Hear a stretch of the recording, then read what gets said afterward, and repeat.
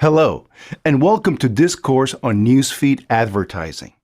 In this course, we're going to cover how to drive targeted traffic from Facebook with native ads.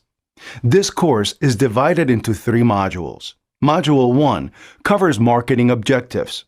Module 2 covers audience, ad placement, and budgets. And Module 3 covers creating the actual ad itself. By the time this course is over, you'll know how to effectively create and launch Facebook ad campaigns for your business. So without further ado, let's dive into the first module. Okay guys, welcome to Module 1. In this module, our expert will be teaching you about the various marketing objectives and how to choose the best ones for your business. So get ready to take some notes and let's jump right in. Alright, welcome to Module 1. Where we'll be going over ad objectives. First thing you'll want to do is come up to Business Manager, All Tools, and Ads Manager. Next, we'll click on the Create button. This will bring us to the Marketing Objective. Now, a lot of people like to just dive in here because they're excited about getting their ad campaign running, and they go with traffic, because traffic sounds like it has broad application. However, that's a huge mistake. You really need to sit down, think about your marketing objectives and goals, and choose the correct marketing objective before moving forward with your ad campaign. Let's go through some of the more common ones. Brand awareness is basically about getting your product or your service, or your brand identity more specifically, in front of as many people as possible within your niche or your desired audience. Reach, on the other hand, is similar, but it's not going for a certain type of people or type of demographic. So reach would be primarily for products with broad appeal. If you're starting, for example, a vacuum cleaner company or a bottled water company, that applies to everyone, and so reach might be a smart decision in that case. However, if you're selling industrial copiers or fax machines or something like that, obviously your desired audience is a little more unique, and so you'll want to go with brand awareness. The next objective category is consideration.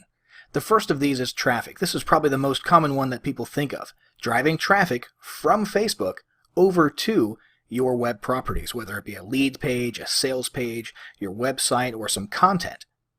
Now, there's a few different types of consideration besides traffic that a lot of people don't think about too often. Engagement is designed to get exactly that, engagement. Likes, follows, shares on your actual Facebook content. App installs, if you're in the mobile app industry, is also an option underneath the consideration category.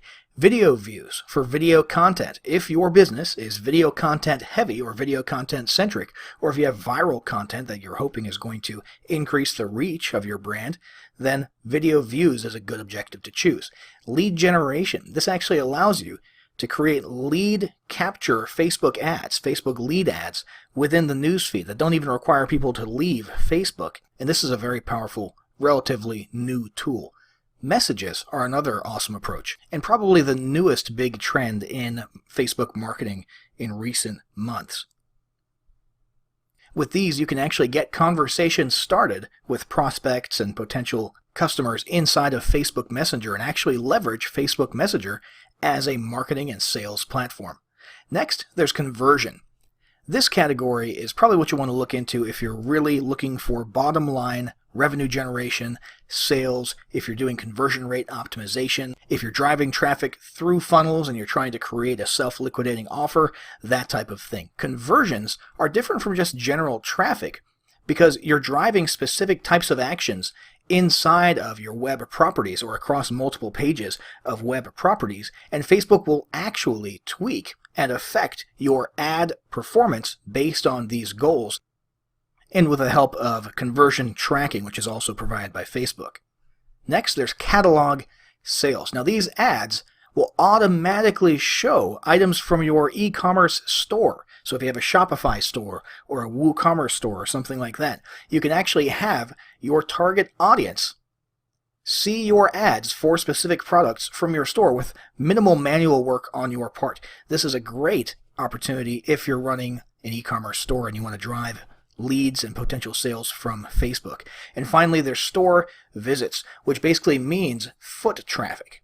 Not digital, but foot traffic, trying to get Facebook users who are somewhere local to you to come into your actual place of business.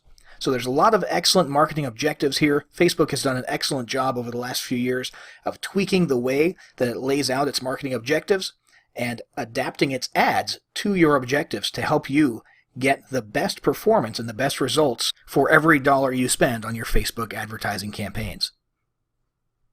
So to keep things as broad as possible, we're going to go with traffic for this example. We'll make our campaign name Traffic 01. We'll hit continue, and we'll move on to targeting in the next module. Hey folks, welcome to Module 2. In this module, our expert will be covering audience targeting, ad placement, and budgeting. So get ready to take some notes and let's jump right in. All right, welcome to Module 2, where we're going to be going over traffic, placement, and budget. So prior to getting to this point, obviously you will need to have done some market or audience research. You need to have an avatar of the ideal customer or prospect that you want to go after with your Facebook ads. So for this example, let's say we are creating a new sports drink and we want to get our new sports drink in front of people in the fitness niche. For locations, you can get very creative here. If we wanted to, we could just leave it broadly at the United States, but let's go ahead and go with one specific city.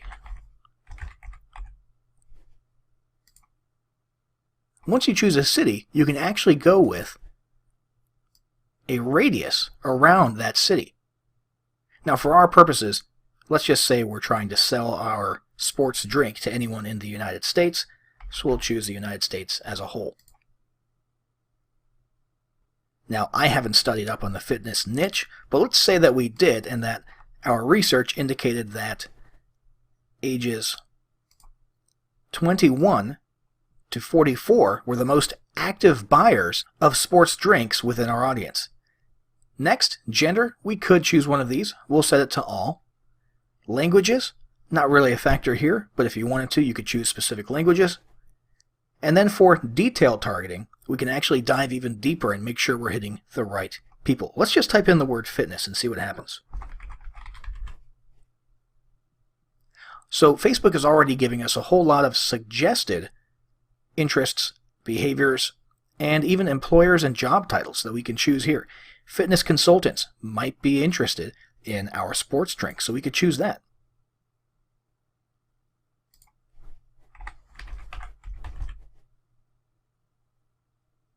Physical fitness as a general interest has a huge following, 311 million. That might actually be a little too broad. So let's go with men's fitness, a little bit more narrow. And while we're at it,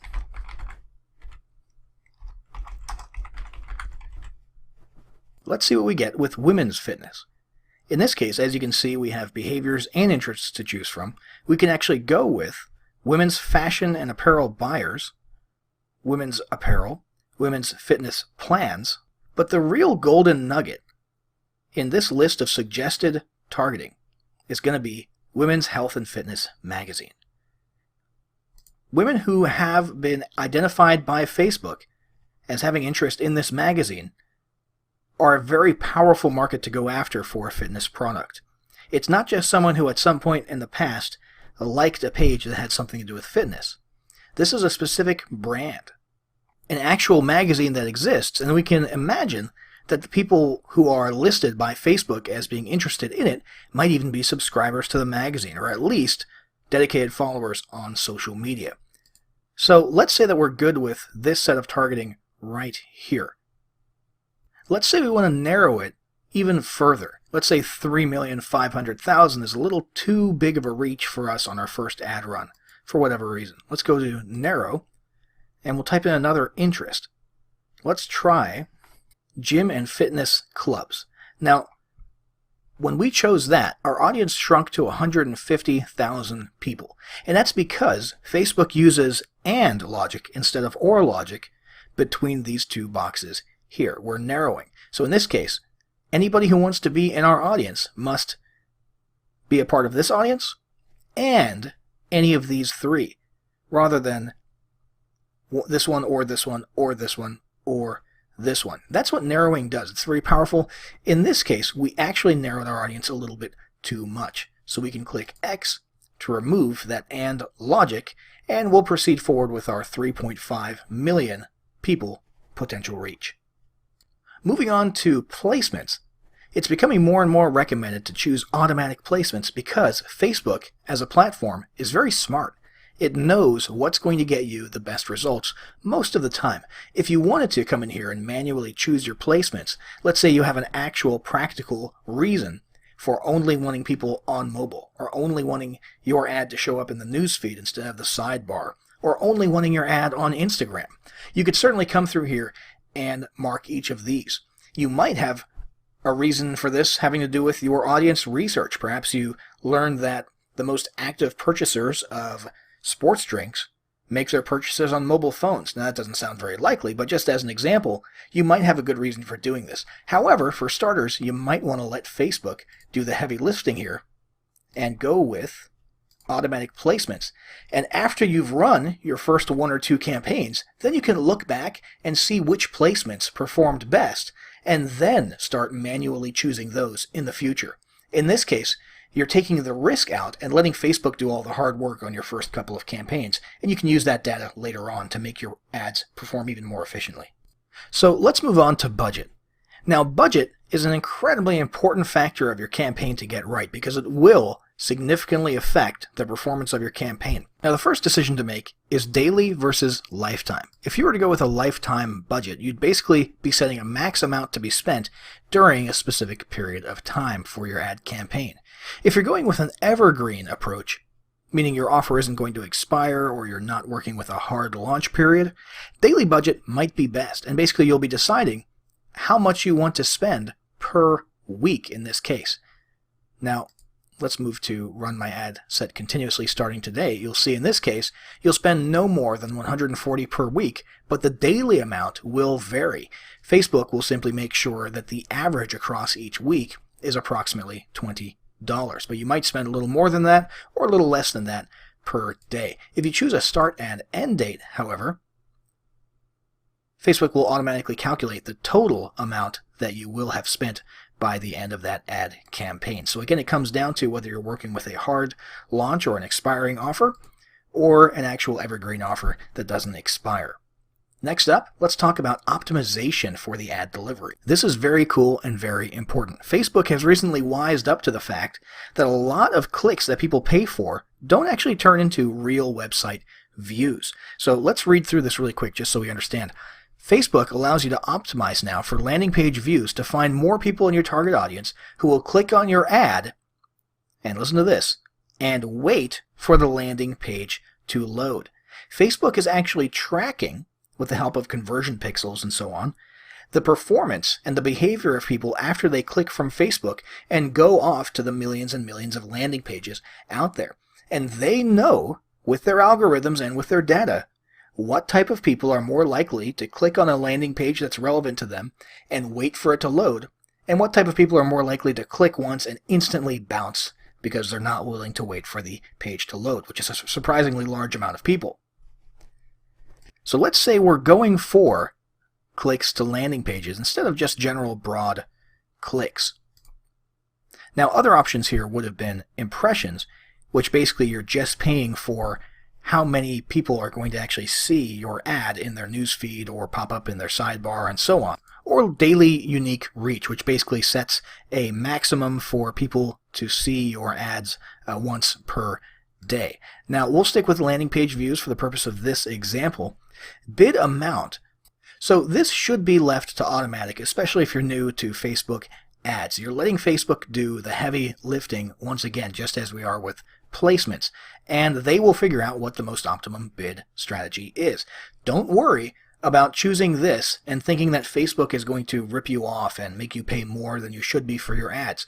Facebook knows that the better performance and better bang you get for your buck, the more likely you will be to continue giving them more money. So they will make sure that your ads work as good as possible.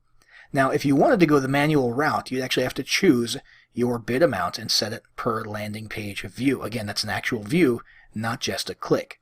If you've been doing this for a while and you know your numbers really well, let's say you've got a sales funnel in place, a lead generation and a sales funnel, and you've already calculated the lifetime value of every customer and the potential value of each lead, and you've got an idea of how much you're willing to spend per landing page view in order to acquire a lead, and know full well that you'll break even or come out with a profit based on a certain bid amount, well then go ahead by all means and go with manual. However, if you don't have all of that data already set up, if you haven't done all the math already, and if you're new to Facebook ads, highly recommend you go with automatic and let Facebook do all of that mathematical and algorithmic heavy lifting for you. Now, with the landing page views optimization option, we will get charged for impressions, and that is set as the default. However, if you were to choose a different option, you'd see a more options link here, and you'd be able to choose things like certain actions, such as clicking a link, or if this was a Facebook lead ad we were setting up, it would be for every time someone actually enters their email address and becomes a lead.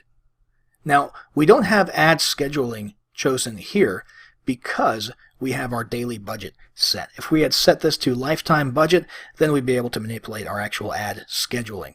Delivery type, it's set to standard right now, which means show your ads throughout the day on your selected schedule. However, if we wanted to, we could go with the accelerated option if we had manual bids going on, and that means the emphasis is put on the speed at which your ads are shown to as many people as possible. So that covers this module. We went over traffic targeting, ad placements, and budget and schedule. Now we're going to move on to creating our actual ad creative. All right, welcome to Module 3. In this module, our expert will teach you about how to create the actual ad itself. So get ready to take some notes, and let's jump right in. All right, guys, so here we are on the ads creative page. Okay, now the creative refers to literally the ad image or media plus the text. Okay, the actual thing that's going to be seen by your prospects. And the options for the ad creative have exploded in the last few years. As you can see, there's a whole lot of different things you can do. In fact, most recently, you can turn images into video. So there's always something new here, and by the time you see this video, there's probably going to be some pretty cool new stuff as well. Now, let's go through each of the different formats really quickly. So carousel, you can have multiple images or videos now, okay, that scroll from left to right that people can go through. And here's a little preview, okay, of different placements and views. And as you can see, that in and of itself has become pretty expanded. There's a ton of places people can see your ads. Okay, but if you were looking at it on your desktop newsfeed, that's what a carousel would look like. You're just going through photos or videos, right? And on mobile, it would look like that.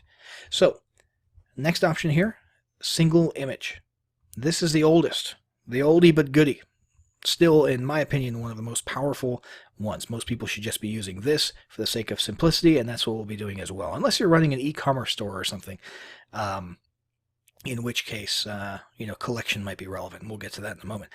Or video, of course, is also extremely, extremely powerful as well. Image or video, one of these two is what the vast majority of you will end up using. So a single image, very basic. The image is not the ad. That's very important. A lot of people come in here and they think they're going to make an image and they're going to have a bunch of text in the image, trying to convey their message. That's not how it works. In fact, your reach can actually go down considerably if you have too much text in your image. Okay, they got rid of the old rule where your ad would be disapproved if it included more than 20% text, which was kind of hard to map out.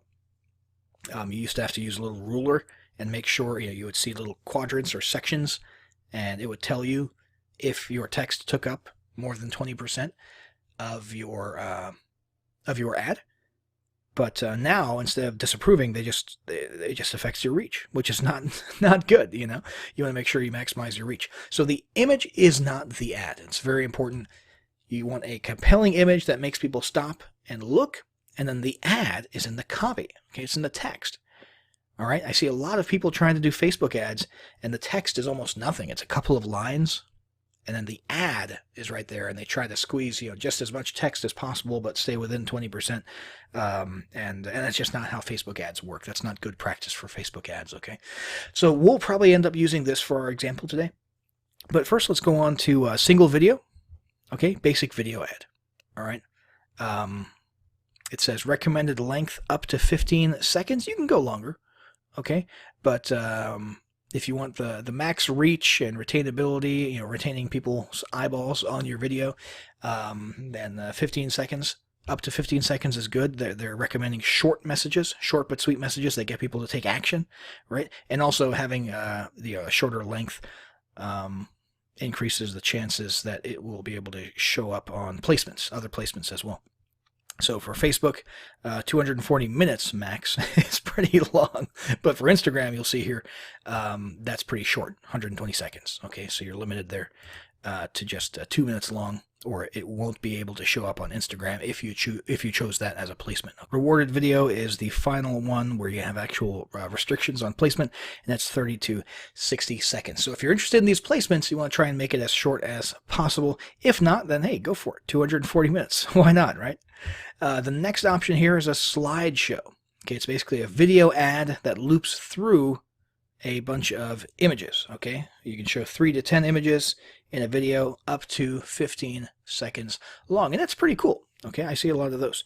Collection is usually, a lot of people could potentially use this, but usually collection is e-commerce. Okay, where you have a collection of multiple physical products in a series or a line of products, and you want to showcase those, then you could use collect. So we're going to go with single image for our ad. And we're going to scroll on down, and we're going to have to choose an image. Now, you can choose free stock images from right here within Facebook, which is pretty sweet. So we're going to say we are offering phone closing or phone sales services. All right, so let's go ahead and type in phone and see what that brings us.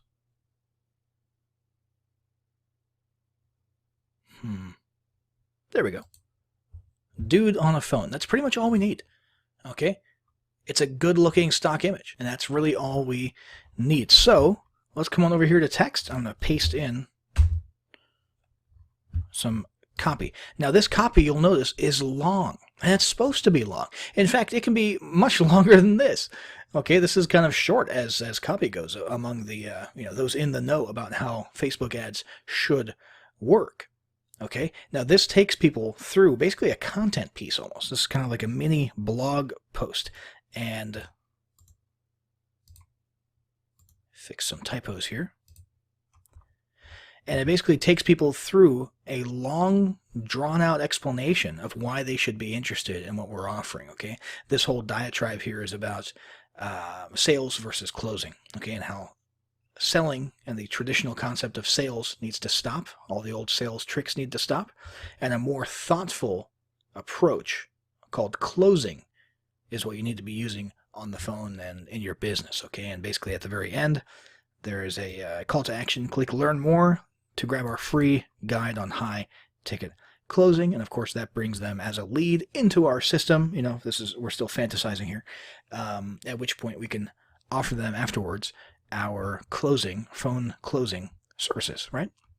Let's come on over here. Say https closingdoneright.com, which is not a real URL, or maybe it is a URL for all I know, but I just made that up on the spot.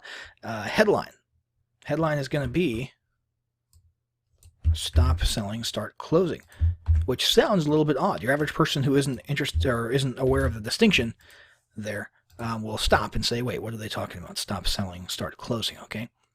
And call to action, learn more works for us, since we actually mentioned that in our copy, but you've got a bunch of different options here.